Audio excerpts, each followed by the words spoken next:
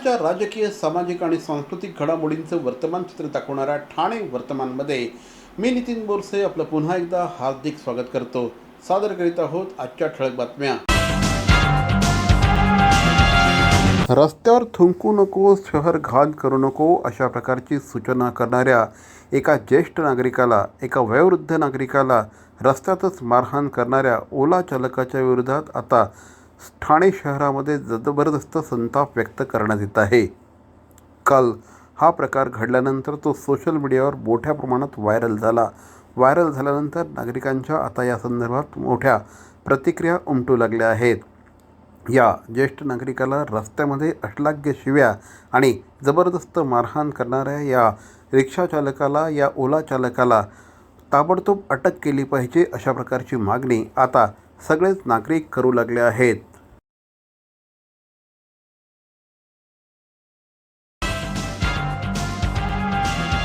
Jupiter हॉस्पिटलजवळ एका ज्येष्ठ नागरिकाला मारहाण झाली. ह्या प्रकाराची दखल उपमुख्यमंत्री श्री एकनाथ शिंदे यांनी देखील घेतली आहे. उपमुख्यमंत्र्यांनी थेट ठाण्याच्या पोलीस आयुक्तांना फोन लावला आणि या संदर्भात कडक कारवाई करण्याचे आदेश दिले आहेत. त्याचप्रमाणे ज्या तरुणाने हे कृत्य केलं आहे त्याच्यावर कलम 307 लावावं अशा प्रकारची सूचना देखील उपमुख्यमंत्री श्री एकनाथ शिंदे यांनी केली आहे.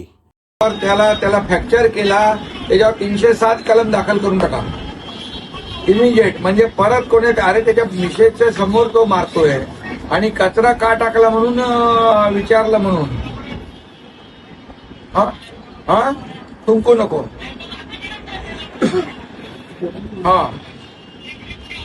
नाही त्याला बरोबर त्याच्यावर 307 कलम करून टाका. कारण कसं आहे, असं परत बघा तो बिचारा, मी बघतोय त्याचा व्हिडिओ आणि त्याच्या मिसेसच्या समोर दोन्ही सिनियर सिटीजन आहेत. असं जर झालं तर काय कोणी म्हणजे कचरा टाकू नये, थुंकू नये असं म्हणणं गुन्हा आहे का? आणि त्याच्या हातात काहीतरी वरून काहीतरी घेत होता, याला दगड बिगड मारला असता तर तो मेला असता ना. तर ते अटेम्प्ट टू मर्डर करायला लावून टाका त्याच्यावर. ठाणे शहरातील अंतर्गत मेट्रोमुळे उपवन इंडस्ट्रियल इस्टेट परिसरातील अनेक गाळेधारक बाधित होणार आहेत. या बाधित होणाऱ्या गाळेधारकांनी आज आमदार श्री संजय केळकर यांच्याशी काही दिवसांपूर्वी संपर्क साधला होता. त्यानंतर श्री केळकर यांनी आज उपवन इंडस्ट्रियल इस्टेटमधल्या गाळेधारकांशी संवाद साधला. या ठिकाणची पाहणी देखील केली. या ठिकाणी 50-50 वर्षापासून आमचे गाळे आहेत. जेव्हा रस्ता रुंदीकरण झालं त्यावेळेस आम्ही आमच्या जागा दिल्या. आता पुन्हा एकदा मेट्रोमुळे आम्हाला विस्थापित करू नका असं या ठिकाणच्या गाळेधारकांचं म्हणणं आहे. त्याचप्रमाणे जर मेट्रोचा मार्ग बदलला तर फारच उत्तम, अन्यथा आमचं पुनर्वसन योग्य पद्धतीने करा अशी मागणी देखील या ठिकाणच्या गाळेधारकांनी केली. उपवन इंडस्ट्रियल एसोसिएशन की तरफ से जो गाले रिंग मेट्रो प्रोजेक्ट में जो बाधित हो रहे हैं उसको कम से कम हम बाधित हो वो चर्चा की है हमने संजय केलकर साहब के साथ में. और उन्होंने हमें आश्वासन दिया है कि हम कोई ना कोई बीच का रास्ता ज़रूर निकालेंगे और उपवन इंडस्ट्रियल एसोसिएशन को कम से कम तकलीफ हो इस तरीके का नियोजन हम करके देंगे. गेली अनेक वर्ष आम्ही लोकांनी म्हणजे आत्तापर्यंत जेवढ्यांदा रोड वाइंडिंग दिली तेव्हा 3 वेळा आम्ही इथल्या जागा गव्हर्नमेंटला दिल्या आहेत. आम्ही या प्रकल्पाच्या कोणीही विरोधात नाही, परंतु एवढं नक्की एवढे 50 वर्षापूर्वीचे जे व्यवसाय बसलेले आहेत ते कुठेही विस्थापित होणार नाहीत. यासाठी आज आम्ही केळकर साहेबांना बोलवलेलं आणि त्यांच्याकडून आम्हाला आश्वासन मिळालं आहे की जेवढे गाळे बाधित होतील त्या आधी आपण चेक करू आणि जर होणार असेल तर तुम्हाला इथल्या इथे कुठे ॲडजस्ट करू किंवा आम्ही इथनं पर्यायी काहीतरी त्या लोकांना पर्याय सुचवून दुसरीकडे हे करून देतो. आणि या ठिकाणी कुणाचाही गाळा बाधित होऊ नये, कोणी वाऱ्यावर जाऊ नये ही भूमिका आमची आहे. असोसिएशनमध्ये आमचे 800 मेंबर आहेत. 800 छोटे मोठे गाळे आहेत आणि 4 वेळा इथं बऱ्याच वेळा लोकांचं नुकसान झालेलं आहे. आता परत विस्थापित होऊ नयेत ही आमची अपेक्षा आहे. आमदार श्री संजय केळकर यांनी या सगळ्या गाळेधारकांशी संवाद साधल्यानंतर या संदर्भात मेट्रोच्या अधिकाऱ्यांशी देखील आपण चर्चा करणार आहोत. शक्यतो या ठिकाणचा मेट्रोचा रस्ताच बदला अथवा जर या ठिकाणचे गाळेधारक बाधित होणार असेल तर त्यांचं याच ठिकाणी पुनर्वसन करा अशा प्रकारची मागणी आपण मेट्रोकडे करणार असल्याचं देखील आमदार श्री संजय केळकर यांनी आज पत्रकारांशी बोलताना सांगितलं. यावेळेस त्यांच्या समवेत नगरसेवक श्री सीताराम राणे हे देखील उपस्थित होते. आज या ठिकाणी आम्ही पाहणी दौरा आयोजित केला होता आणि मेट्रोचे अधिकारी आणि आपले ओपन इंडस्ट्रियल इस्टेटचे प्रतिनिधी आणि जे गाळे आहेत की जिथून मेट्रो जाते तर याचा पाहणी दौरा आज आम्ही केला आणि या पाहणी दौऱ्यामध्ये अनेक गोष्टी ज्या आहेत त्या आढळल्या. त्याच्यामध्ये निरनिराळे पर्याय देखील इथल्याही लोकांनी सुचवले आणि मेट्रोच्याही लोकांनी सुचवले. आता याच्यामध्ये नक्की किती गाळे बाधित होत आहेत त्याचा सर्व्हे केला जाईल आणि त्या सर्व्हेच्या नंतर देखील याच्यातनं की कमीत कमी इथल्या आमच्या उद्योजकांना त्रास होईल, कमीत कमी इथल्या उद्योजकांवर त्याचा परिणाम होईल, त्यांच्या पोटापाण्यावर, अशा प्रकारची रचना करण्याचा आम्ही त्यांच्या वतीने मेट्रोकडे प्रयत्न करू. ठाणे महानगरपालिकेच्या शहर विकास विभागामध्ये झालेल्या आगीच्या घटनेची संपूर्ण चौकशी करा, अशा प्रकारची मागणी काँग्रेस पक्षाचे माजी अध्यक्ष श्री विक्रांत चव्हाण यांनी केली आहे. ज्या शहर विकास विभागामध्ये ही आग लागली ते शहर विकास विभागच पूर्णपणे अनधिकृत आहे. या ठिकाणचं 40% काम हे पूर्णपणे अनधिकृत असल्याचं विक्रांत चव्हाण यांचं म्हणणं आहे. ज्या ठिकाणी ठाणे महानगरपालिकेमध्ये टेरेस होत्या त्या टेरेस पूर्णपणे आता एन्क्रोच करण्यात आल्या आहेत आणि त्या ठिकाणी पदाधिकाऱ्यांचे त्याचप्रमाणे महानगरपालिकेतील इतर कार्यालये थाटण्यात आलेली आहेत. सध्या गरमीचा काळ आहे, त्यामुळे मोठ्या प्रमाणात शॉर्ट सर्किट होऊन आगी लागण्याच्या घटना घडत आहेत. त्यामुळे सध्या सर्वप्रथम ठाणे महानगरपालिकेच्या इमारतीचं फायर ऑडिट होणं गरजेचं असल्याचं देखील श्री विक्रांत चव्हाण यांनी म्हटलं आहे. त्याचप्रमाणे छत्रपती शिवाजी महाराज रुग्णालयामध्ये दररोज मोठ्या संख्येने रुग्ण असतात. त्या ठिकाणी कायमस्वरूपी एक फायर ब्रिगेडची गाडी तैनात असावी, अशा प्रकारची मागणी देखील श्री विक्रांत चव्हाण यांनी केली आहे. त्याचप्रमाणे ज्या सहाय्यक आयुक्ताने गावदेवी भाजी मंडईमध्ये जिथे भाजी विकणं अपेक्षित होतं तिथे कपडेवाल्यांना जागा दिल्या, त्या सहाय्यक आयुक्तांवर देखील कारवाई करावी, अशी मागणी देखील श्री विक्रांत चव्हाण यांनी केली आहे. त्याच्यामध्ये टेरेस ठेवलेले नाहीत, पॅरापेट वॉल ठेवलेले नाहीत. शहर विकास विभाग सध्या गरमा भरपूर आहे, आगीचं प्रमाण वाढलेलं आहे, शॉर्ट सर्किटचं प्रमाण वाढलेलं आहे आणि तेव्हा हवा यायला जागा नाही. शहर विकास विभाग पूर्णपणे बंदिस्त केलेला आहे. वास्तविक शहर विकास विभाग हे अनधिकृत आहे 40%. तिथल्या टेरेस सगळ्या कव्हर करून AC लावून आत बसलेत ते. त्यामुळे आमची प्रमुख मागणी आहे या सगळ्या गोष्टीची चौकशी व्हावी, स्ट्रक्चरल ऑडिट पूर्ण बिल्डिंगचं व्हावं, पदाधिकाऱ्यांचे कॅबिन्स असतील, इतर विभाग असतील त्या बिल्डिंगमधले जिथे जिथे टेरेस आणि पॅरापेट वॉल्स आहेत त्या सगळ्या मोकळ्या करा, इमारत खुली करा. कारण जर उद्या पदाधिकारी किंवा पदाधिकाऱ्यांकडे येणारे कार्यकर्ते, तुम्ही पत्रकार, इतर कामासाठी येणारे नागरिक उद्या मोठ्या प्रमाणात जर आग लागली तर जीवितहानी होण्याची शक्यता नाकारता येत नाही. आणि भाजी मंडई असताना कपडेवाल्यांना दुकानं दिली आहेत, कपडे होते म्हणून आग पसरली. भाजी असती, भाजीवर पाणी मारलं जातं, फुलांवर पाणी मारलं जातं, गोणी ठेवली जातात आणि त्यामुळे आग पसरली नसती, तिथे फक्त धूर आला असता. आज जे धुराने कोंडले गेले होते 2 जण, तिथे जर मोकळं टेरेस मोकळं असतं रात्रीचं किंवा उघडं असतं, तिथे नीट वॉचमन ठेवले असते, टेरेस उघडं ठेवलं असतं, वॉचमन्स नव्हते तिथे. जे कळवा हॉस्पिटल असेल, कळवा हॉस्पिटलमध्ये कायमस्वरूपी फायर ब्रिगेड उभी राहिली पाहिजे, फायर ब्रिगेडचं मनुष्यबळ वाढवलं पाहिजे. 176 पदं रिकामी आहेत फायर ब्रिगेडचं मनुष्यबळ आणि जिथे जिथे शाळा वगैरे जवळजवळ आहेत तिथे फायर ब्रिगेड्स उभ्या ठेवल्या पाहिजेत ह्या गरमीच्या काळात तरी. आणि ऑडिट झालं पाहिजे, फायर ब्रिगेडचं पण ऑडिट झालं आणि कळवा हॉस्पिटलचं पण ऑडिट झालं पाहिजे. कळवा हॉस्पिटलमध्ये हजारो पेशंट्स आहेत, उद्या आग लागली तर काय हाल होतील तुम्ही विचार करा. महात्मा फुले बाजारपेठेतील मसाला चक्कीच्या विरोधात स्थानिक नागरिक आक्रमक झाले आहेत. त्यांनी ठाणे महानगरपालिकेसमोर आंदोलन केलं. मसाला चक्कीमुळे होणाऱ्या प्रदूषणाच्या विरोधात ठाण्यात महात्मा फुले भाजी मंडई परिसरातील रहिवाशांनी ठाणे महापालिका मुख्यालयासमोर आंदोलन सुरू केलं आहे. मसाला चक्कीच्या आवाजामुळे आणि परिसरात मसाल्याच्या धुरामुळे लहान मुलांना, ज्येष्ठ नागरिकांना मोठ्या प्रमाणात त्रास सहन करावा लागतो आहे. या चक्क्या इथून बंद करा, अशा प्रकारची मागणी या ठिकाणच्या नागरिकांनी केली आहे. आणि आम्ही आवाजाने त्रस्त झालेलो आहोत. आज आम्ही जर काही केलं नसतं तर कानाची वाट लागली असती आणि आता आम्ही घरी जाऊ का दुकानात बसू हे आम्हाला सांगा. मसाले चक्के पहिले बंद करा. सगळ्यांनी त्यांना परमिशन दिलेली नाही की लावू नका म्हणून, तरी ते ऐकत नाहीयेत. तर काय करायचं त्याने आता? बंद ठेवा. आणि आम्हाला एवढा त्रास होतो, मसाल्याचा त्रास, मुलांचा अभ्यासाचा त्रास, रात्रभर त्यांचा आवाज चक्कीचा एवढा त्रास होतो की हिसाबाच्या बाहेर होतो. तर प्रशासनाने काहीतरी आमचा विचार करावा. गेले 2-3 वर्ष झाले कंटिन्युअसली आवाज येत राहतो आणि त्यामुळे असं होतं की आम्हाला ना झोप व्यवस्थित मिळते ना, मुलांचे अभ्यास व्यवस्थित होतात. परत आजार पण वाढले, त्यामुळे दमा, सर्दी, खोकले होतात. कारण कंटिन्युअसली त्या मसाल्याचा जे वास येत राहतो ना, त्याने त्रास होतो. परत आमचे दुकानं सुद्धा आहेत तिथे, तर आमचे जे मिस्टर जातात, सकाळी जातात ते रात्री येतात, तर त्यांनाही भयंकर त्रास होतो. भवानी ज्वेलर्स ठाणे, पारंपरिक आणि आधुनिक दागिन्यांचा अप्रतिम संगम. प्रत्येक स्त्रीची पहिली पसंती भवानी ज्वेलर्स ठाणे. नक्की भेट द्या. ठाणे महानगरपालिकेचे मालमत्ता कर म्हणजेच प्रॉपर्टी टॅक्स भरण्याचे आवाहन. सन 2022-23 या आर्थिक वर्षाचे मालमत्ता कराचे म्हणजेच प्रॉपर्टी टॅक्सचे बिल ठाणेकर करदात्यांना महापालिकेमार्फत आर्थिक वर्षाच्या सुरुवातीस म्हणजेच माहे एप्रिल 2022 मध्ये देण्यात आलेले आहे. तथापि अद्यापही काही करदात्यांनी मालमत्ता कर महापालिकेकडे जमा केलेला नाही.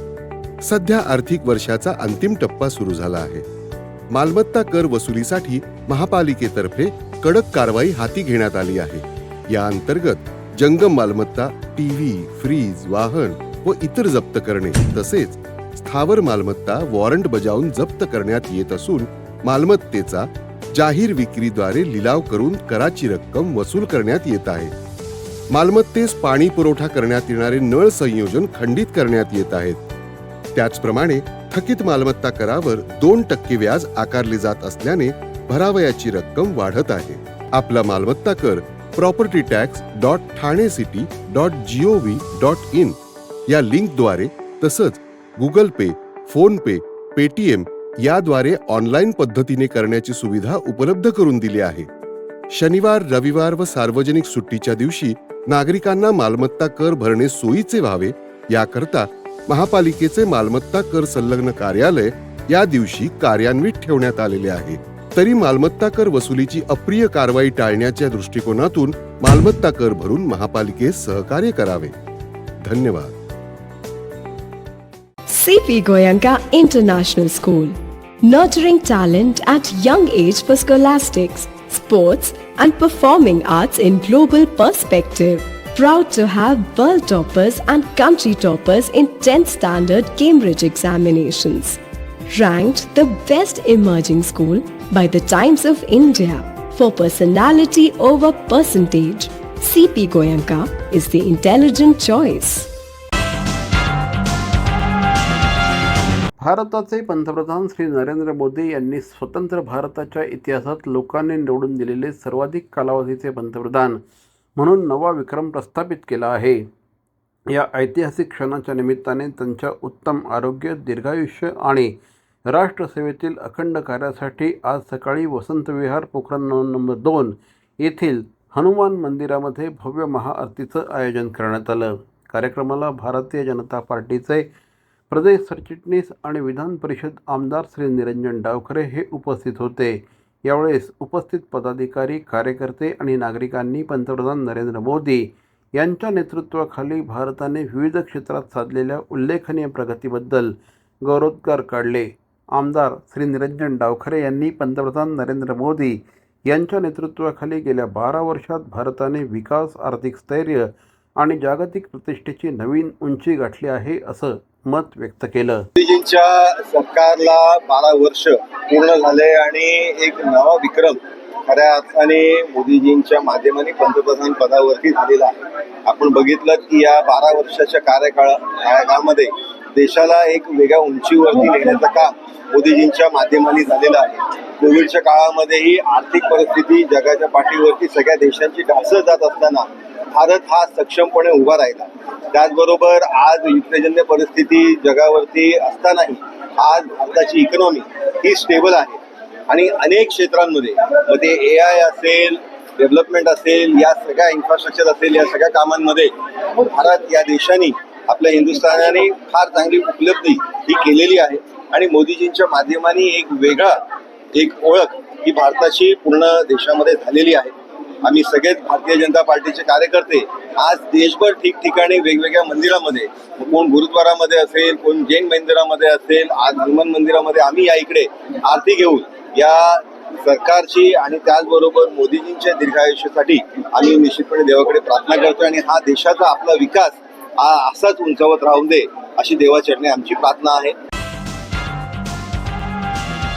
गेले अनेक वर्ष रखडलेल्या घोडबंदर येथील शिवसृष्टी प्रकल्पाचं काम आता महाराष्ट्र पर्यटन विकास महामंडळाच्या माध्यमातून पूर्ण करण्यात येणार असल्याची माहिती परिवहन मंत्री श्री प्रताप सरनाईक यांनी दिली.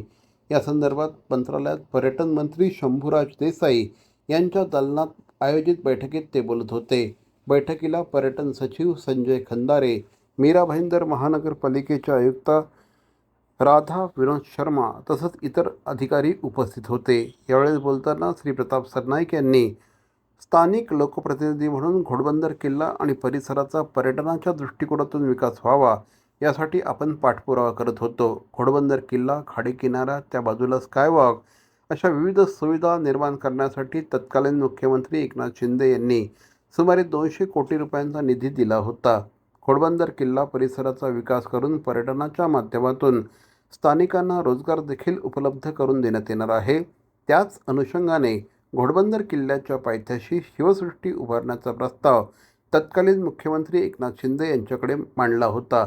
त्यांनी या प्रस्तावाला मान्यता देत 50 कोटी रुपयांच्या खर्चाच्या शिवसृष्टी प्रकल्पाला मंजुरी दिली. या प्रकल्पाच्या एकूण खर्चापैकी 75% निधी पर्यटन विभागाच्या वतीने आणि उर्वरित 25% निधी संबंधित महापालिकेतर्फे उपलब्ध करून देण्याचा निर्णय उच्चस्तरीय समितीने घेतला होता. मात्र निर्णय प्रक्रिया आणि अंमलबजावणीमध्ये सुसूत्रता राहावी तसंच प्रकल्पाचं काम अधिक वेगाने पूर्ण व्हावं यासाठी संपूर्ण खर्च पर्यटन विभागानेच करावा अशी विनंती आपण पर्यटन मंत्री शंभूराज देसाई यांच्याकडे केली होती. त्या अनुषंगाने झालेल्या बैठकीत मंत्री शंभूराज देसाई यांनी संबंधित अधिकाऱ्यांना आवश्यक निर्देश दिले. त्यानुसार घोडबंदर येथे उभारण्यात येणाऱ्या शिवसृष्टी प्रकल्पाचा संपूर्ण खर्च पर्यटन विभागाच्या वतीने महाराष्ट्र पर्यटन विकास महामंडळाच्या मार्फत करण्यात येणार आहे. त्यामुळे या महत्त्वाकांक्षी प्रकल्पाला आता वेग प्राप्त होणार असल्याचं श्री सरनाईक यांनी सांगितलं.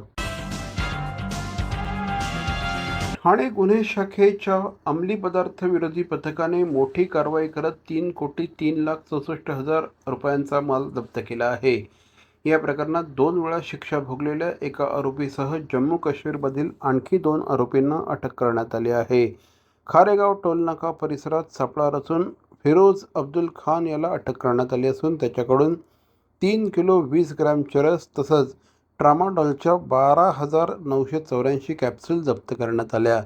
कळवा पोलीस ठाण्यात NDPS कायद्यान्वये या प्रकरणात गुन्हा दाखल करण्यात आला आहे. तपासादरम्यान तांत्रिक विश्लेषणाच्या आधारे जम्मू काश्मीरमधील मोहम्मद अशरफ गुलाम अहमद शेदा आणि शौकत अजीज मीर उर्फ जुबेर यांना अटक करण्यात आली आहे. चरसची तस्करी जम्मू काश्मीरमधून होत असल्याचं निष्पन्न झालं असून या रॅकेटचा सखोल तपास सुरू आहे.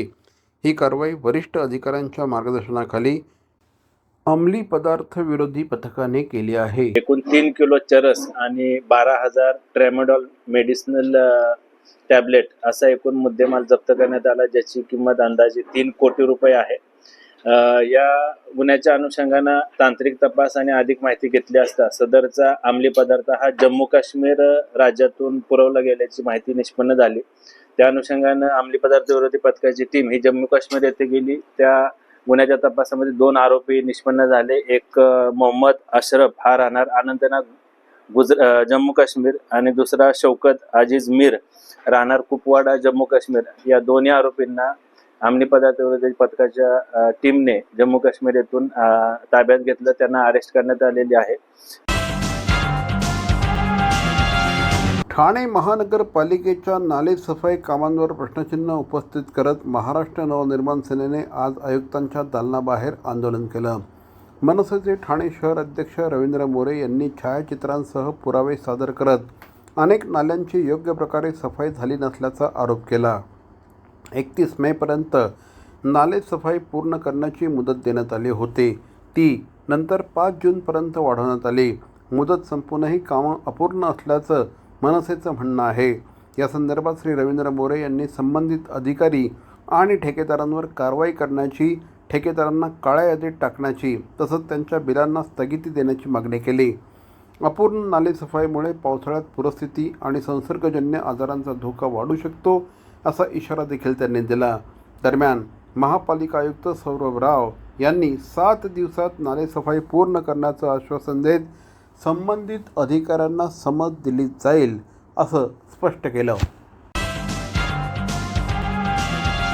तर मंडळी, या होत्या आजच्या ठळक बातम्या. ठाणे वर्तमानमधून आम्ही ठाण्याच्या राजकीय, सामाजिक आणि सांस्कृतिक घडामोडींचं वर्तमान चित्र दाखवायचा प्रयत्न करतोय. अर्थातच आपल्या सहकार्याची गरज आहे.